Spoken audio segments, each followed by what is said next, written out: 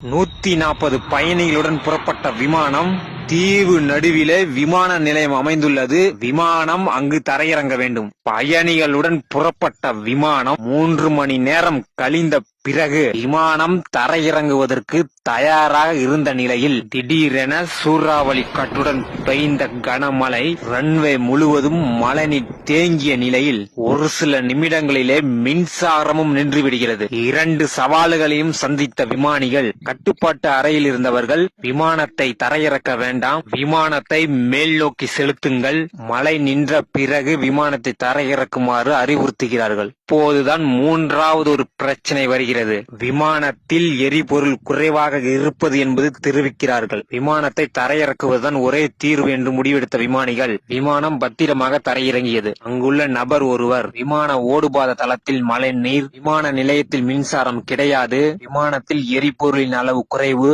இப்படி இந்த சூழ்நிலையை சமாளித்தீர்கள் என்று கேட்ட அந்த நபர் அதற்கு விமானி 35 ஆண்டு காலம் எத்தனையோ விமானங்கள் இந்த விமான நிலையத்தில் தரையிறக்கி இருக்கிறேன், அது மட்டுமில்லாமல் 35 ஆண்டு காலம் அனுபவமிக்க அந்த வாழ்க்கை பயணம் என்னுடைய வெற்றிக்கு காரணம் என்று குறிப்பிட்டார் விமானி.